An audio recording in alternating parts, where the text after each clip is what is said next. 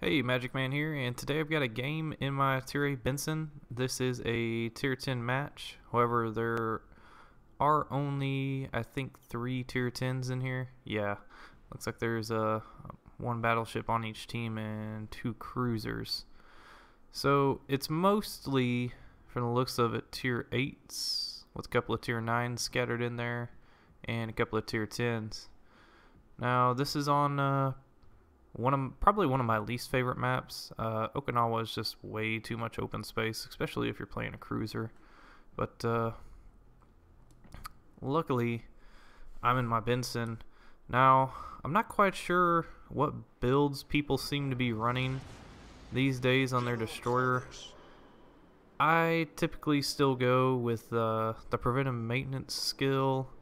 The Tier 2, I actually take Last Stand, and I also took Adrenaline Rush, I believe, as well. The other thing I took at Tier 3 was Survivability Expert, and then at the top tier skill there, I actually took Concealment Expert. I still feel like Concealment on these destroyers is the best way to go, but I guess not everybody else agrees with me.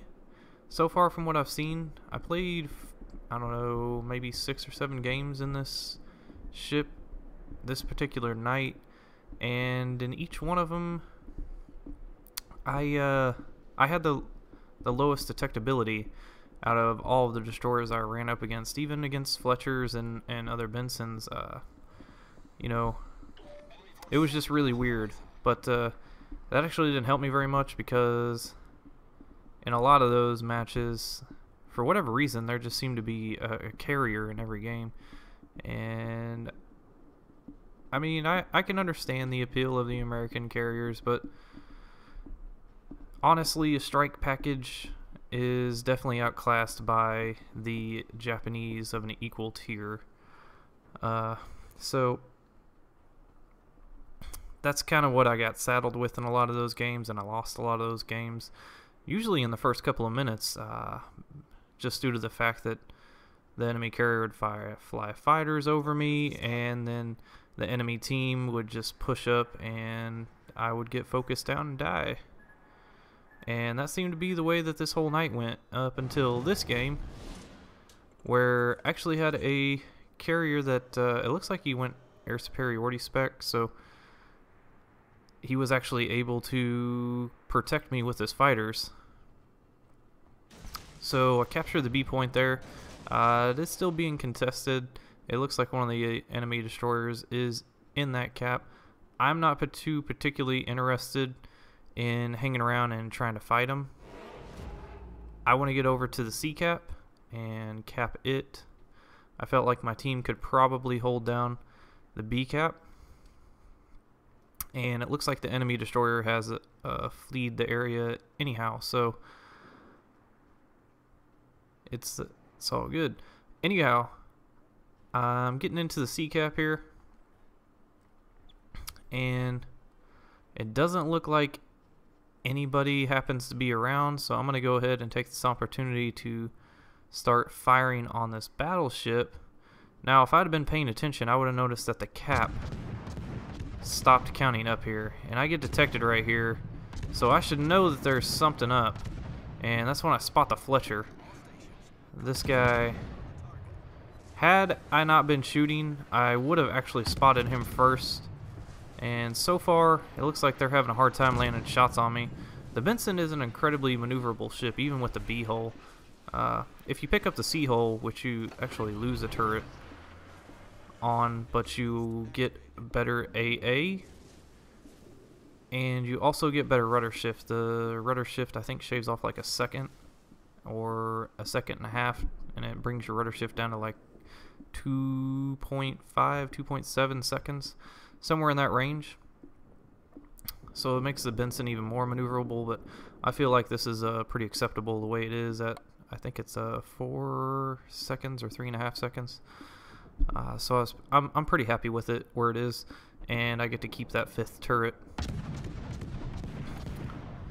Now, I didn't feel like it was going to be necessary for me to send torps into the smoke, and with that Fletcher being in the smoke, he can't spot me while I'm invisifiring at this Des Moines. Des Moines' a really dangerous target for me to try and be engaging, just because he does have a radar, although I think it's only 9.9 kilometer range, so I don't have to worry too much about it. But that Fletcher, I know he is still sitting in that smoke because the capture point is being captured by the enemy team, and pretty sure that Bismarck is in there with him too, judging by how much secondary fire is coming in on this Moskva. Now I'm going to try and smoke this guy up. One of the best things you can do for your team as a destroyer, especially in my case because I have such a small ring of detectability, is to try and conceal your allies with your smoke. It'll help you a ton because in this case I actually am gonna unfortunately eat a torpedo on the nose. That was just unfortunate. I just take a random torpedo on the nose, and I lost a lot of my health there, unfortunately. But do manage to get 3 torpedo hits, which is just great. And I thought these dive bombers were going to be coming in for me, but it looks like they were actually going after this Amagi here. And unfortunately for me, it looks like they're going to get him. And that really sucks because we could have really used that battleship. We're kind of at a disadvantage right now because we have 1 less battleship than they do, which means we have a heck of a lot less hit points than they do now. So we gotta do something. We did manage to take out one of the enemy ships that was in that smoke. I think it was the Bismarck. However, the Fletcher is still in that smoke, although it is dissipated now, so I could push in and potentially spot him, but I want to go get our capture point back at B because I don't want to lose that advantage. And I kind of feel like with a Moskva down here, if he, and oh, that really sucks that those torpedoes are coming in.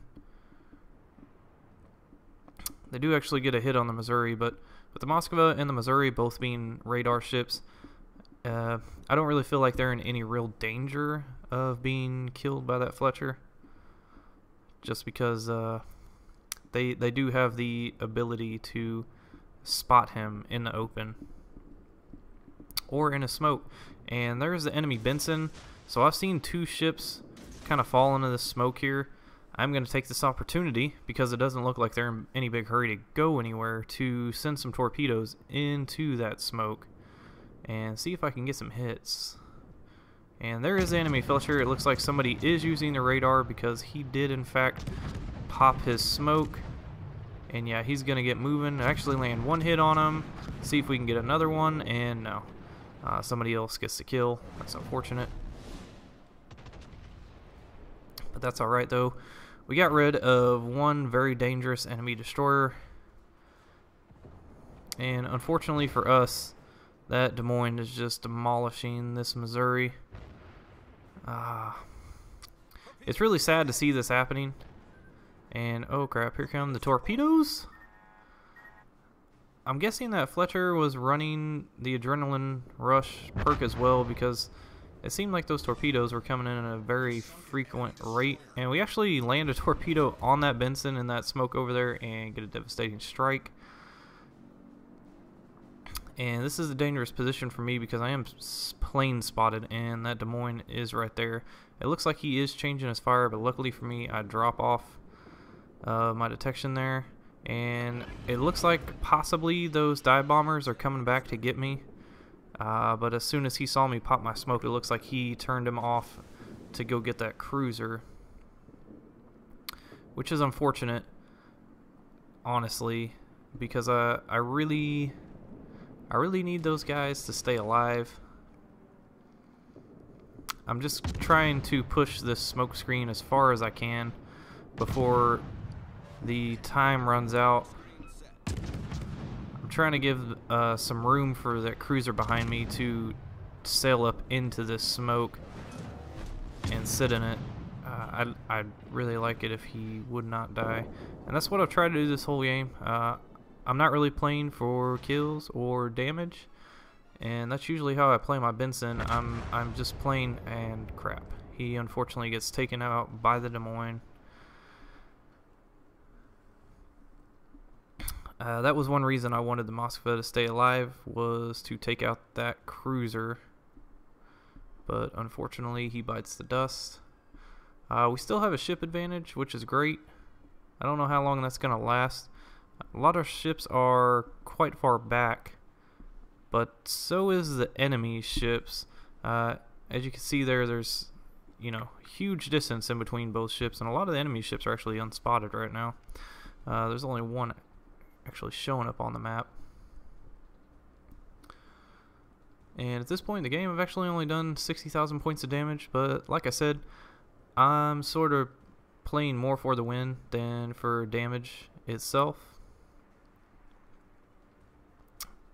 That's really how I usually play destroyers. I'm more of a team player than, you know, solo hunting for carriers or anything of that nature.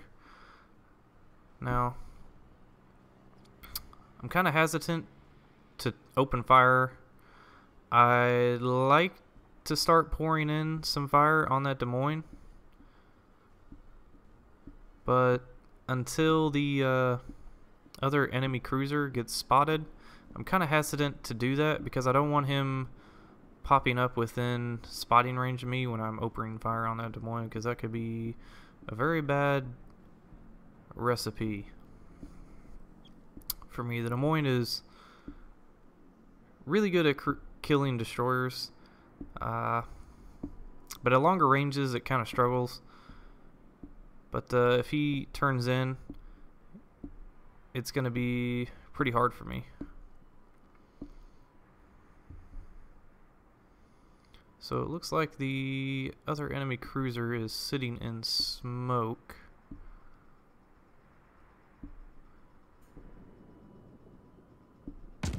So I'm going to go ahead and take a shot at this Des Moines. I really want to stay within my stealth firing range. I don't want to get within range for him to actually see me, because if he's close enough to see me, then he is close enough to radar me. That's what I don't want. And thankfully the Kuchazov gets taken out.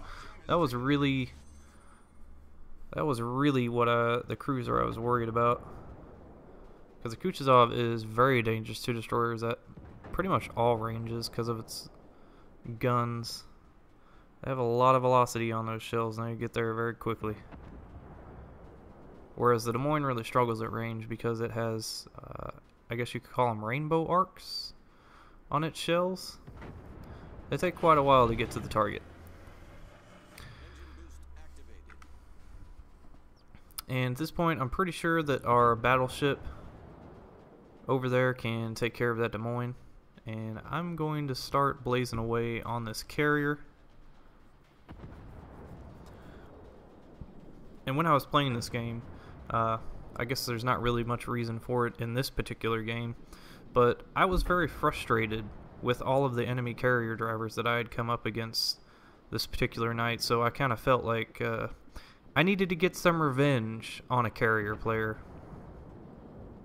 Things were just not going very good for me on this particular evening of gameplay due to enemy carriers. Seemed like no matter what I did, I seemed to be getting hunted out by enemy carrier players, and I wasn't particularly happy about it, because our friendly carriers, one match actually had a carrier that was AFK. That was pretty fun. And like I said, the rest of those matches we had strike package US carriers, which, as you know, have no fighters, so they really couldn't do anything to keep the enemy carriers off of me. So yeah. But anyhow, we're just blazing away on this Lexington. It looks like, ooh man, somebody just got a huge shot in there. And here in a second, this game should be over. We're just about one on points. We have all the capture points, and this Des Moines is almost done for anyhow. And there There we go. Okay, so moving on to the results here. We actually got 3 assisted base captures. I thought I actually captured 2 of those by myself. Maybe I didn't. Anyways, ended up with a devastating strike medal and did 77,000 points of damage when it was all said and done. Actually ended up sinking 1 ship and got 2,100 experience there. And I was actually only 3rd on the team. Surprisingly, and this is one of the few times I've ever seen this, there were 4 people who had over 2,000 points of base experience, so that was pretty, I don't know what to say about that, but did a lot of our damage through torpedoes actually, and then the other part of it came from the main battery HE shells and some flooding damage, about 8,000. Didn't really do any fire damage. And by the time it was all said and done, we made 106,000 credits. And I gotta say, this was probably one of the funner games I had of this night. But anyways, if you like this video, please hit the like button and subscribe if you want to see more. Thanks for watching. Okay.